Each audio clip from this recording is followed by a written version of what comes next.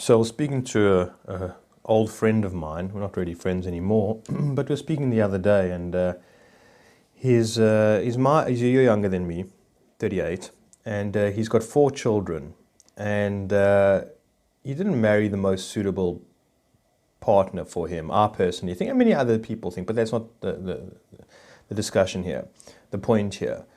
Uh, you know, his wife wanted a 5th child, and he said, look, it's just too much. It's just, and she says, hold on a minute, what's it got to do with you?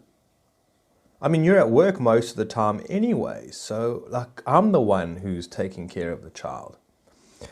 And just in that kind of reply for myself, when he mentioned this, that his wife said this, I just felt so frustrated. And I felt like, well, it's such a hopeless case. I mean, like, how could you even start to have a discussion, a dialogue, when somebody comes from that point of view, so one-dimensional, so unconscious, right? And so, suiting for themselves alone, only seeing it from their perspective and point, which is completely irrational, right? And I thought to myself, like, I'm sure he feels like this with his wife a lot of the time. It's like, I just can't even argue with her, because it's just, there's no point in arguing. If I say to her, but that's not true, I come home from work, I pay the bills, she'll say, yeah, but you only come home from work in the evenings and the kids are already asleep. It's like, you can't have a discussion, and so on and so forth. So I find myself from time to time having these discussions with somebody. I was talking to another guy like quite a while ago. I just remembered this, and we're talking about, like, McDonald's not being the healthiest of foods, and he was like, well, what's the difference? You eat it and then you poo it out the next day, type of thing. It's in and it's out. It's like, what's the big deal? I thought to myself, it's not even, like, already there's a sign, there's already an indication. Like, no, just to say, okay, I hear you, or whatever it is, or all right, fine. You just walk away, because there's nothing going to come of that, really, a lot of the time, right? I mean, you're just farting against thunder, as they say. Excuse the pun. Well, in the context of this example that I'm giving. So, we find ourselves in these situations where we're coming from more of a rational, higher states of consciousness and awareness and sensitivity as well, and we meet people that are really, again, one-dimensional, very, very narrow-minded, and it's very, very frustrating. We have this in our lives all the time, and so there was something for myself. I mean, there's more examples that I want to give of this. Let me just think for a moment. Oh yes, if you remember that, well, if you listened to the video, you watched that video, I was talking about my lady friend, and I was having a conversation with her about what happens when we die. And her answer, if she had to give one, and I didn't really force her to, but like I said, if you have to say something, like, what would it be? And she said, no, well, we just come back as a new child, as a baby, our energy just gets sort of recycled into a new child, and it's just the energy that goes, that passes on. And I said, is that you? And she was like, I don't know, I don't think so, it's just your energy, that's all there is to life. And again, I was so disappointed in her. I mean, she's like the number one person in my life, in a sense. We spend most of our time together, right? And I just get so disheartened. It's like, is that what you really think life is about? Like, is that your best answer? And I know she maybe doesn't believe it, but she doesn't want to entertain any other possibilities. She doesn't want to discomfort herself by thinking about the what ifs. Like, what happens if that's not the case? Manly People would speak a lot of the times. He says that most materialistic people do not want to believe in an afterlife. He says they just want to believe that it ends in the grave, you in, and that's it. There's nothing after this, because out of the way that they behaved and lived their lives, they hope that this will be the end of it, right? That when you're dead, you're dead, and there's nothing much further. I think a lot of people, in today's world, sincerely in themselves think, and feel that, okay, well, this is the justification that how we can live our lives, and whatever it is. If you don't think about these things, if you don't question about these things, it remains in your power. Like, it's what you decide it to be, that's what it is. we are so self-entitled, we are so grandiose, right, that we can say, well, this is what it is. And that's the way I see it, and that's what I'm comfortable with, and that's the way it should be. So what happens if it's not the way it should be? Oh, well, then that's not my problem. Then that's somebody else's doing. I'm not involved in it. It's I've got my own thing going on here. I'm not interested. It doesn't fall into my paradigm or something other. You can't prove it either which way. And I was saying to my lady friend about, life after death experiences and many other things. Like, do you think that an intelligent designer, creator of this world would simply have us just going around and round, and like, what would be the point of this? I didn't really say this, but I was thinking about it afterwards, in a sense, like, where's the intelligence of this world? What do you think the creator is about? What do you think God is about? And again, I was saying, most people, a lot of people, what's the idea of God? Most people fear God. Most people have nothing to do with God. They'd rather want to, pair up and keep company with the devil, because the devil is a whole lot more fun. And a lot of the time I point the finger at religion for giving God such a bad rap, in a way, and many other things. And so I was speaking today to my lady friend again, how she kind of let me down in a conversation, because there was a situation here about 2 weeks ago in Durban, South Africa, where a well-known guy, a young black gentleman, probably, I'd say in his mid-30s, who's very well known on Instagram. What is he known for? Because he buys expensive bottles of champagne. One of the most expensive bottles of champagne. And that's what he's known for. And he's almost like a celebrity. Like, I'm being dead serious.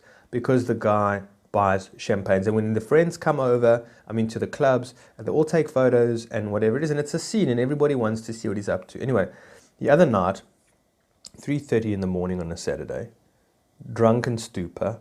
He was apparently, the story is, he was hitting on another man's woman, and this man wasn't tolerating it because this guy's known to be a player. And they went outside in a bit of an argument, and the one guy pulls out the gun, his gun, and shoots the other guy dead. Right? Well, he died in hospital. This champagne, this champagne buyer, and lands up in hospital.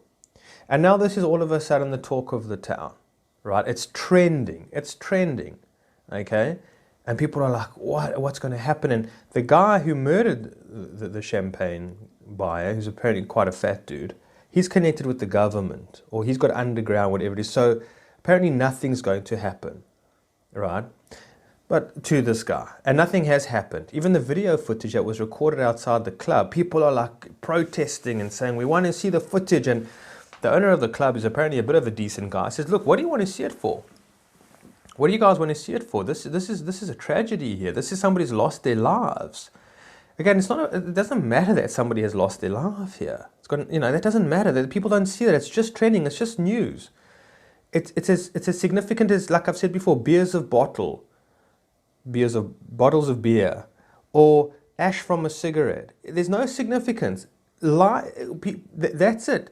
What we see on TV, we just think we can't tell the difference between television, what's happening on TV, and real life. So if somebody's murdered in real life, it's no big deal, right? Let's see what's going to happen. Let's see what the consequences are. Let's see if the person, the murderer, is going to get payback. Let's see what that's about. And that's it. I think Terence McKenna said that the drama of a dying world has turned into, something of the dying world has turned into a drama, a television play, or whatever it is, a movie script, in a sense, that people are just so engaged in. And want to see, like, the finale. Let's see the finale. Well, the finale is that you all, let's say, blow up and die. Be like, yeah, let's go to the bang, baby. Let's party like there's no tomorrow. Here's the nihilism, that people live with. And that's what people are about, right? And so what happens is that, so with this guy, I say to my lady friend, this is such a hard situation. I said, this is a young guy. They were obviously drunk. I said, is this guy, has he got children? He said, he's got like 2 or 3 kids, And it's like, this is horrific. And it's like, well, no one's really talking about that. They just want the vengeance. They want to see what happens next. And it's like, we're so sick. We're so sick. Anyways, today was his funeral. And they happened to have it in a stadium because he's a very well-known guy. And a lot of celebrities are going to be there. and it needs to be out in the open because of the whole virus story, whatever it is, and etc. And the people on the way to the funeral, you know, are in their cars, they're filming themselves, they're going live, they're all suited up, sunglasses on, listening to some sort of African song about, you know, funerals or whatever it is. And I see, because I look at my lady friend's phone and, you know, oh, there's the guy and he's busy, you know, singing along to the song and, you know, melodious and whatever it is, and the hearts are just flying up and rest in peace and whatever it is. And it's like, oh, you know, so everyone wants to, who can't be at the funeral, you know, is going to be there by the people going live at the funeral. I remember there was a horrific movie by Adam Sandler. I mean, I couldn't watch the whole thing, and this other guy, I don't know, his co-actor, I think it was about that they fake their deaths. The two of them fake their deaths. And you must see the funeral. I mean, it was just so, like the one guy, his wife wears a mini skirt. Her children, these twins, are like sort of, you know, they glued to their iPhones while the priest is talking, you know, whatever it is. And it's just, and then she stands up and says, well, what can I say about Bobby? Bobby, you know, you never cleaned up around the house, you know, right? And I mean, she's got a cleavage showing. This is an Adam Sandler movie. I think it's called The Replacements or something like that. Horrific movie. You know, I don't know, I'm getting carried away here, and all these details are not really necessary. But I mean, you get the picture. It's like what we've made death, like what, you know, in Aldous Huxley was saying in A Brave New World, is it Brave New World? Yeah. That, you know, death would be seen as something of a form of entertainment. It would be seen as irrelevant, as insignificant, like it doesn't even exist. You know, we don't pay any attention to it. We have no connection to it. There's no meaning to it whatsoever. And that's, you know, what I'm kind of talking about here. So I'm driving in the car with my lady friend, and she says to me, and I said to her, so it's the funeral today. And I said, I wonder how many people are really going to think about the fact that, you know, here are two grown men in their late 30s or mid-30s, you know, whatever it is, fathers, drunken, stupor, and the one guy pulls out a gun and shoots the other one. And I wonder if anybody is going to take anything insightful from this, anything that can maybe change their lives. And she got so upset with me. She said, you know what, if you had it your way, you would ban alcohol. What's wrong? People can drink. You know, she says, like, we would die anyways. This is what she says to me. We're going to die anyways. And what's the difference? You don't have to be drinking. You can be driving in a car and somebody skips the traffic light and boom, you're dead. So what's the difference? And I couldn't believe the answer that I got back from her. You know, I was just so disappointed in her again. I mean, she doesn't think about her answers. She just randomly blurts out something or other. But I took her to task on it. I took her to absolute task. I said to her, yes, there are things in life, God's plan and the divine plan of things, and acts of God. But most of it is acts of men, right? Unconscious, stupid, infantile, you know, self-obsessed, narcissistic, right? People that have no value for life, have no care for anything but themselves or whatever, or to a certain degree. And I said, it's their actions. It's irresponsible. I said, what you're saying now resolves people of all their responsibilities. You know, and I got into it, and I could, you know, get more into detail about it, what I was saying. I don't know how necessary it is. But I came from multi-dimensional, from multi-dimensions, if you will, from a much bigger picture. And she had no feet to stand on whatsoever. In fact, and she deserved it. She felt like, you know, felt like, well, you shouldn't have opened your mouth. You should be embarrassed and ashamed of what you said. I said, you go and you tell those children at the funeral, while they're putting their father in the ground. Now they're breadwinner. I mean, who's going to... And tell those children, damn it, tell those children that, well, we know we all die and it can happen any which way, or whatever it is. And, you know, and so what are you informing the children? How do the children understand what life's about? What is the significance of their father's life? What does it mean for them in their own lives? Oh, well, it's all random and it all, you know, just die anyways. And so what's the big deal? Come on, kids. Join us, here's my point, at the After Tears. So there's this thing here in South Africa. It's called After Tears. And basically it's a party afterwards, after the funeral, where people just get pissed drunk, you know, they doll themselves up. It's just an excuse to party. It's just an excuse to party. And if I remember, I'll include an article from a South African newspaper that was done in 2016, where they were talking about the disgracefulness of these after tears parties, right? They call about celebrating the person's life. This is the idea. And when I speak to my lady friend, she'll say, yeah, why not? We're celebrating the person's life. And then I thought, you know, I was thinking about this after the conversation, you know.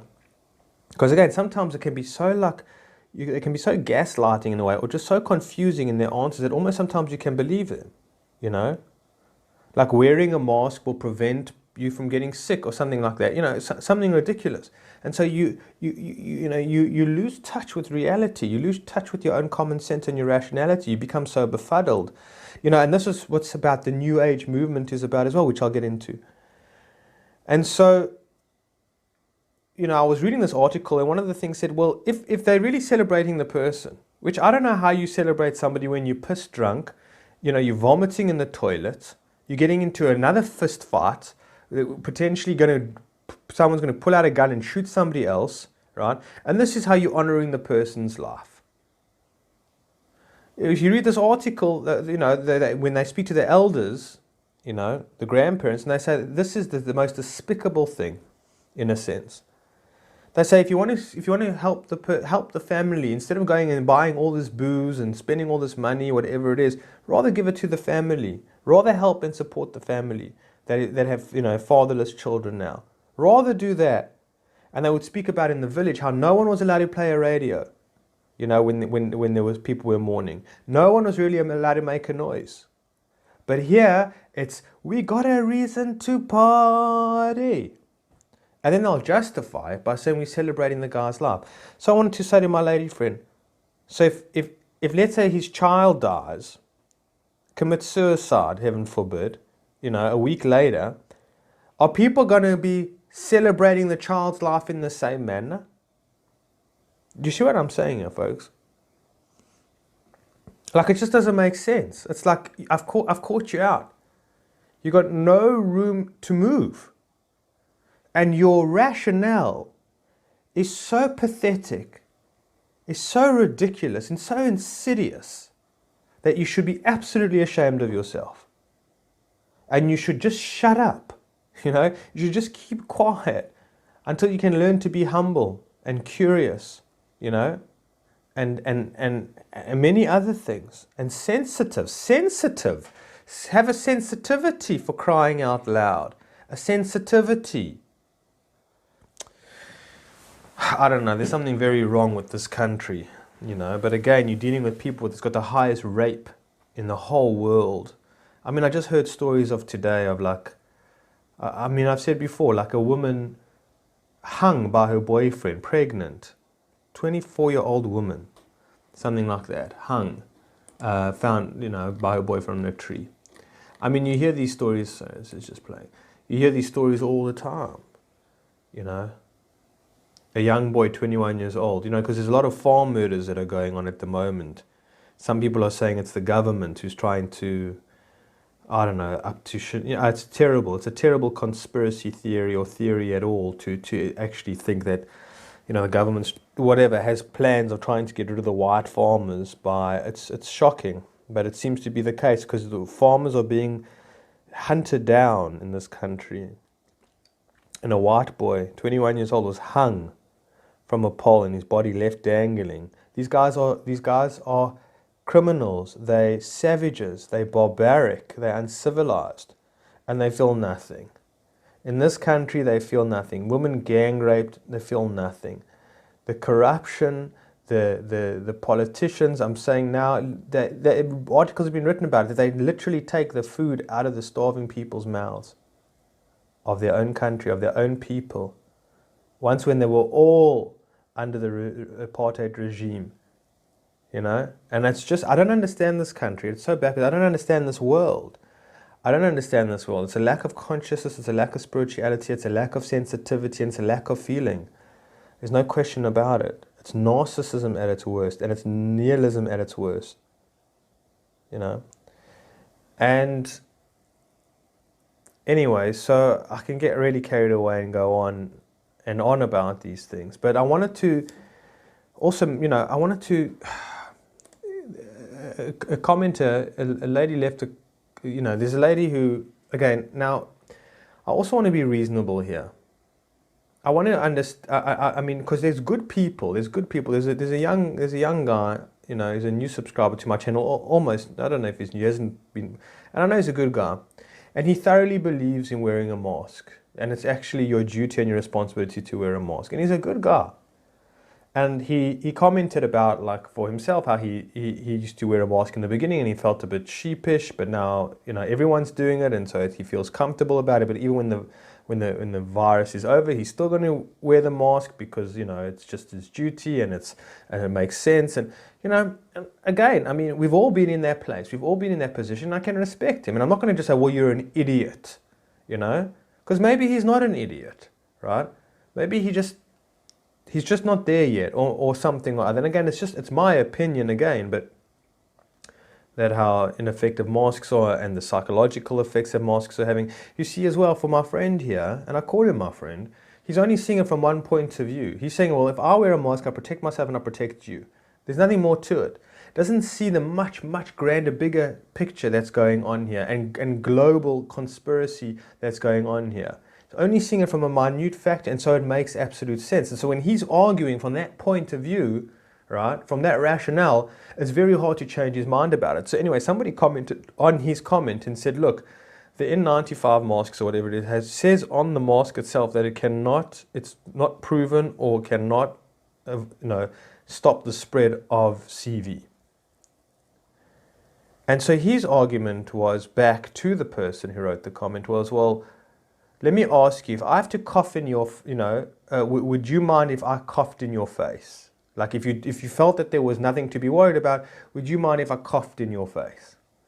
And I thought to myself, my man, that's the wrong kind of the discussion that you're going to have with somebody. Because what you're saying is that nobody likes at any time for anybody to cough in their face or to burp in their face. It's not a matter of spreading germs, right? It's like you saying, do you mind if I fart in your face? So, well, what's the problem? You're not going to catch anything. You say, but it's disrespectful. It's not nice. You're invading my space. It's got nothing to do with the argument that we're having. It's got nothing to do with germs or something or other, right? It hasn't got to do with that. But, my friend here, he's missed the mark completely. And he's going to look, I'm sorry to say, I don't know if he's listening to this, but I mean, I'm trying to assist here.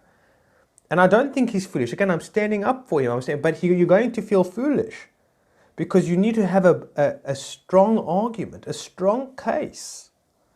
You cannot come down to an emotional or childish level, and say, well, let me cough in your face then. And I've heard a lot of people say that.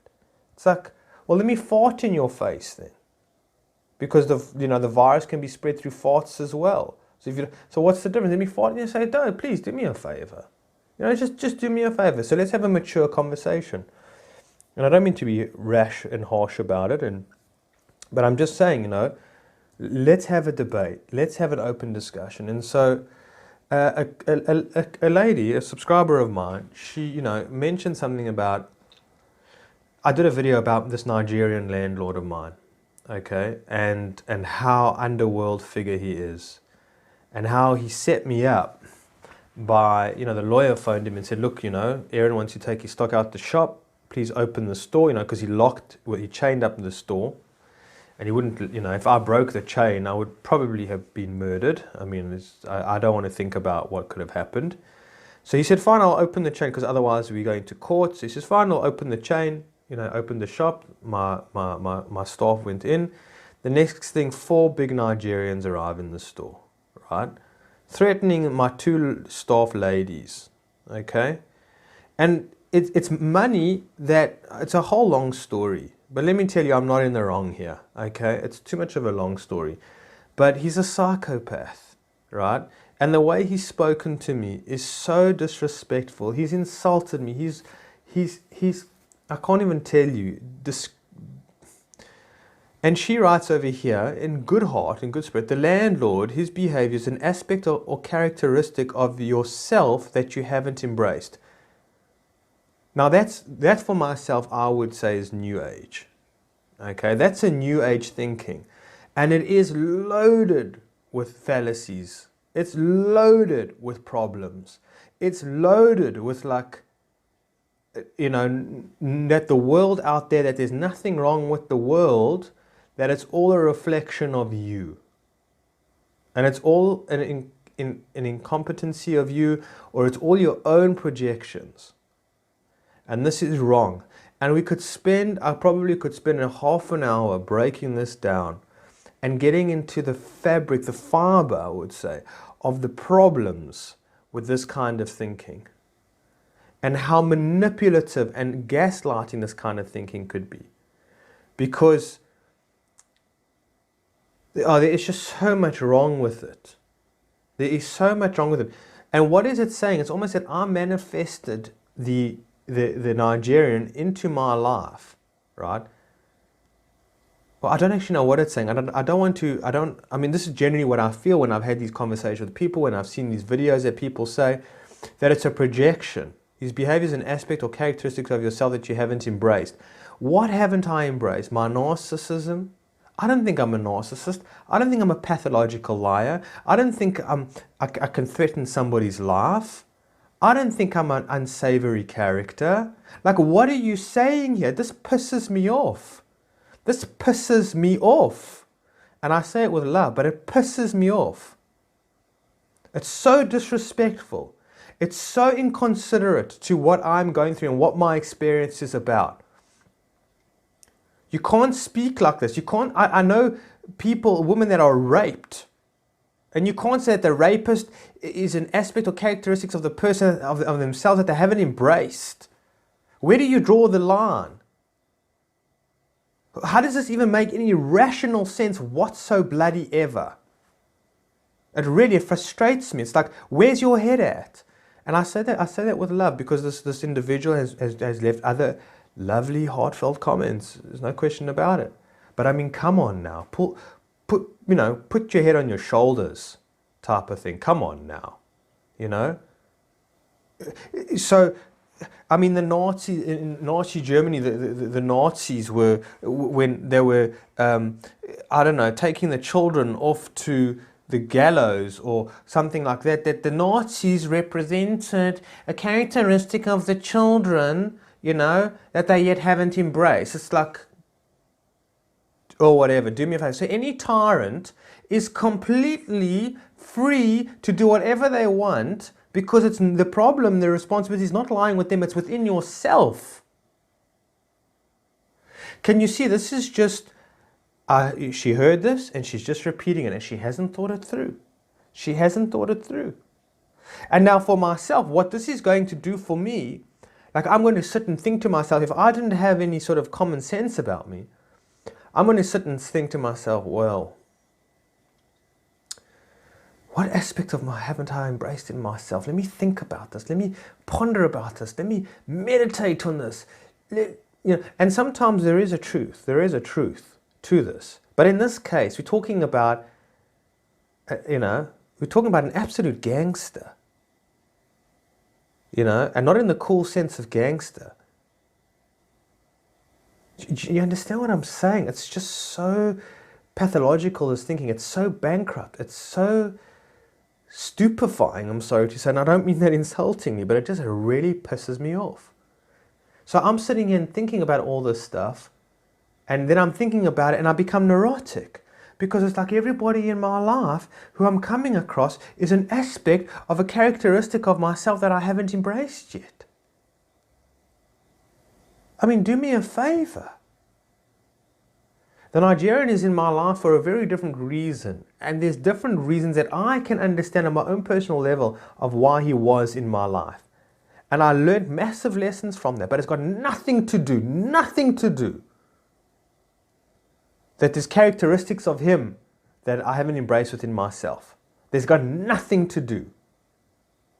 I'm sorry, I'm getting carried away.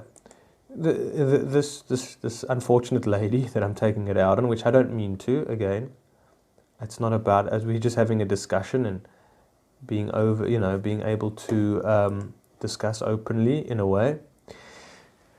She says on another video of mine, Conversations with God, that I did, okay, what if everything has already happened? Okay, which I don't know what that means. Because we're in the now, right now. Right? Anyway, the plans what if, and this is a what if statement, okay? What if so again, I got to think what if, which doesn't help me. What if everything has already, well, maybe it does. Okay, maybe it does. What if everything has already happened, the plans you made, you have already taken place, the plans you have made have already taken place and succeeded or failed. Whatever succeeded or failed means, I don't really believe in failure. The people you are interacting with have already died and you have already made the choices. All that's left is to enjoy the ride and be grateful since it's all temporary.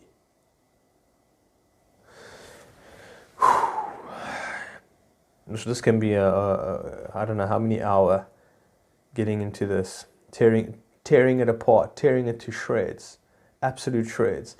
You know, one of my sort of methods of trying to see if there's any rationale in any of these things is if I had to explain this to my own child, who was, let's say, 10 years old.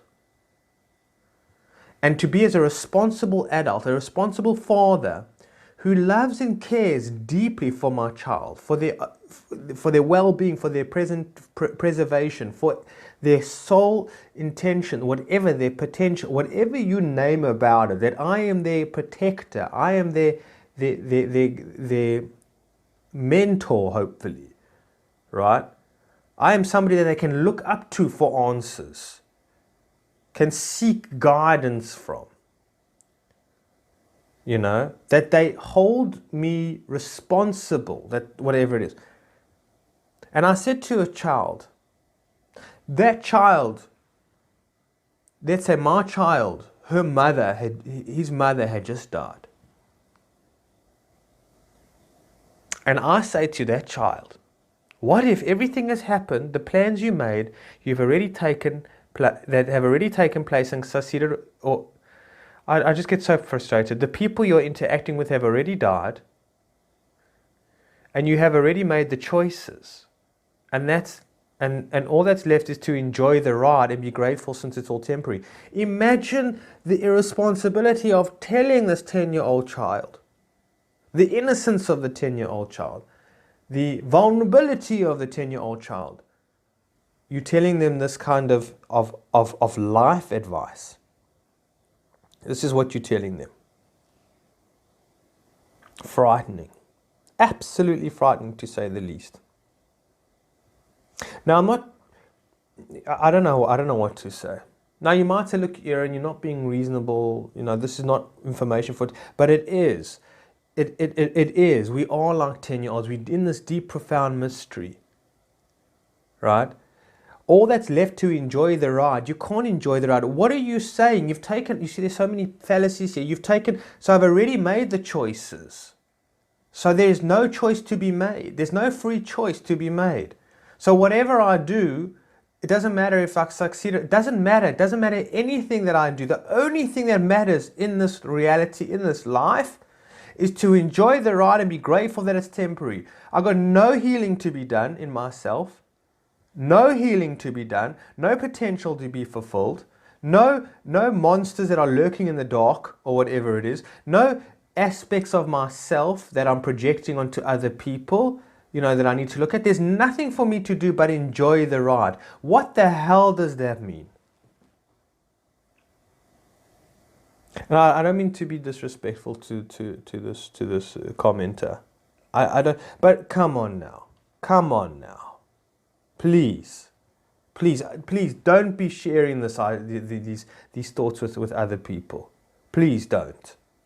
It's absolutely dangerous, and it's completely gaslighting in a way, and it's manipulative.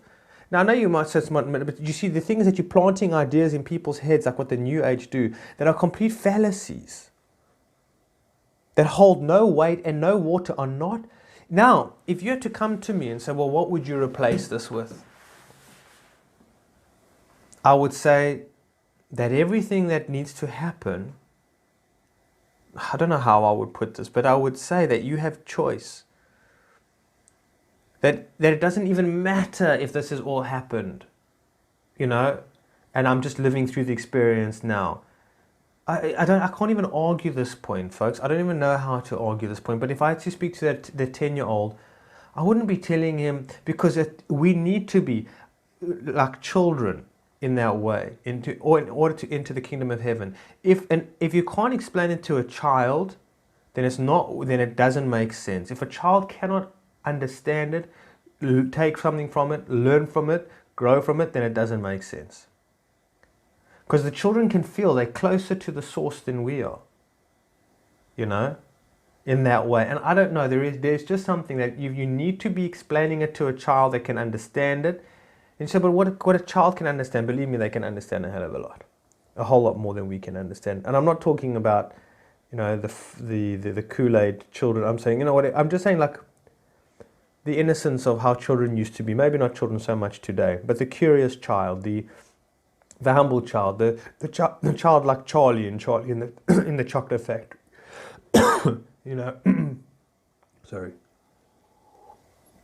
The child in Charlie in the chocolate factory, not those other children who wouldn't give a darn and wouldn't understand anything. I mean, that's what the whole idea of Charlie in the chocolate factory is about, is that it comes and it shows you through your choices and through your actions and the consequences of your actions what happens. And they don't really learn from it because they can't learn from it, because they don't have the capacity to learn from it. But the child, Charlie, has the ability to learn and understand what's going on. And he's humble. And he's curious. And he's sensitive. Right? And that's what makes him who he is. And that's what I'm saying. If you can explain this to a boy like Charlie, whose mother has just died, this is not helping, or some situation is going on, he's being bullied at school, or something or other. I don't know, his dog just died. Something or whatever it is.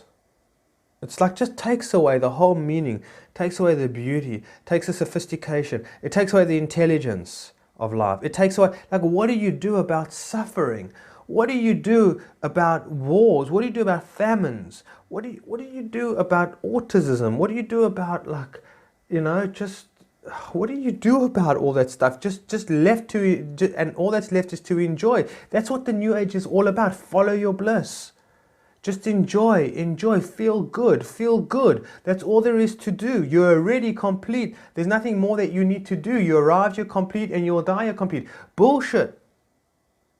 There's a raging dark force inside of you, a wolf that is constantly there, right? Huffing and puffing at your door, you know, with your inside. You can't look at a human being as being completed. There's no such word as complete. You can't look at a seed or a sprout and say it's complete. They are, in fact, what I would call the three biggest secrets that I learned in my conversations with God. The biggest secret of life is that our growth process is complete. In fact, I'll go further. Growth was never necessary to begin with. That you were completely evolved when you came here. That is, at the moment of your birth. You were born in a state of utter perfection. And if you want to see perfection, perfection personified, as I call it, just look into the eyes of a baby. You will see it there. Nothing is wanted, nothing is needed, nothing is missing. You're looking into the face of perfection. Most people don't understand that they were finished with what they imagined they came here to do before they arrived. That the purpose of life was not to somehow get better or grow up, grow up spiritually. And the New Age comes along, and says, no, you're complete, There's nothing else. You just got to remember that. Remember joy. And this is from Conversation with God, that of where you come from, and that you're God Himself. I mean, Neil Donald Walsh, in the book of Conversation with God, says, "I am God" at times. He says we are all God, which is not true. Which is not.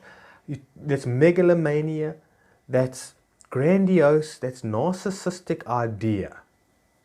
Do me a favor.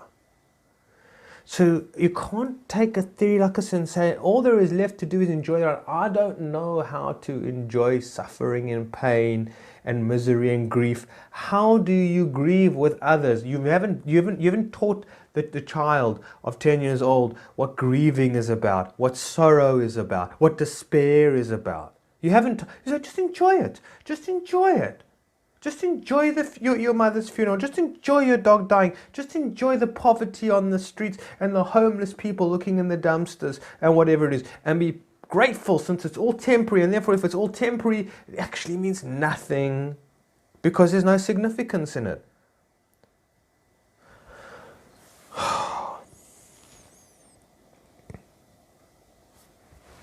I don't know. I don't know what to say. I mean, I don't know how we can get so out of whack, so out of our minds, in a way, to really, I'm sorry, and I don't mean any disrespect to the commenter here, but I mean, as James True would say, it costs you. It costs you. You can't just go around willy-nilly like this. You can't go around in this fashion. Life is deadly serious, and most of it is suffering. Most of it is a crisis. A lot of it is that we are to take meaning out of it, not joy. Enjoyment and happiness only come from your meaning that you've managed to, squeeze out of life. That's the only meaning that can get you through the darkest nights of the bloody soul. You'll go on a dark night of a soul and tell me that you enjoy that shit. It's necessary, but to enjoy it, you have to learn to be grateful for it, fine. But you know what a high level you got to be. You know what a high level you got to be to be grateful for all the things that happen to you, and that idea that you think, well, if it doesn't kill you, what doesn't kill you makes you stronger. Do you know how hard it is? Do you know how hard it is to believe that, or to feel that, all is divine, all is intelligent, all is supposed to be the way that it is, right? It's so hard to understand that we do not understand it at the best of times. Not because we're stupid, because it's almost impossible, I think, in this human form to understand it. If we did, I don't know if we would be here anymore. We would have evolved, we would have transcended, we would have, completed our mission here. And you know what? It's a mathematical equation that we can't work out in our heads. Like, we need to understand it, or not need to understand, but it helps understand it like it's a calculation. It's like take 5-digit number, say 68347, times it by 69, divide it by 7, times that by 0.12, and then equal whatever. And it's too hard for us to contemplate how the whole divine plan works. So it's a leap of faith. But to stand at the starting point, almost, to stand on the ones and say, no, we are all God. It all happens for a divine reason. One of the things that's true is that this too shall pass. That's true. There are statements. I'm not throwing the baby out with the bathwater. There are meritable. There's no question about it. But there's a lot of miscalculated, illogical thinking there. So much of it. It's despicable. It's absolutely despicable. Where's our common sense? Where's our critical thinking? In this way. I can't remember exactly. There's too many, but there is many, and there are bestsellers. But there is real truth. Not this airy fairy stuff. And you can feel when it's airy fairy. And when it's airy fairy, it's fakey nice. Easy to go, whatever it is.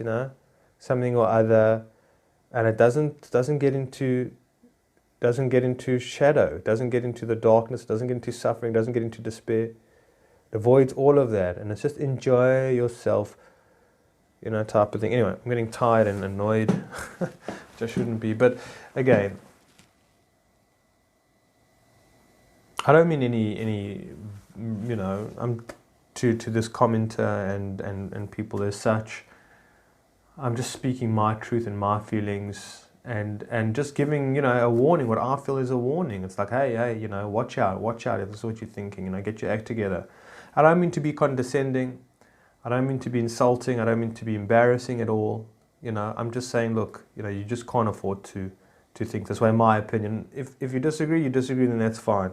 But please, if you're coming to my channel and you're wanting to comment, and I appreciate your comments, I appreciate your viewership, no question about it, I'm grateful for them, and I hope it's not temporary.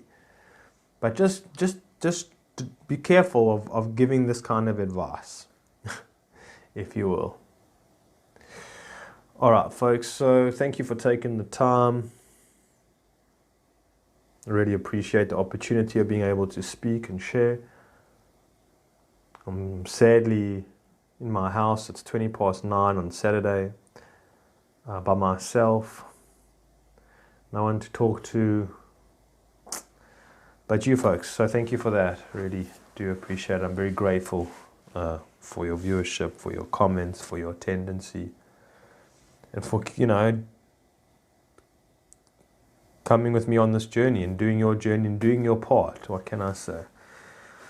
All right, folks, much love. Take care.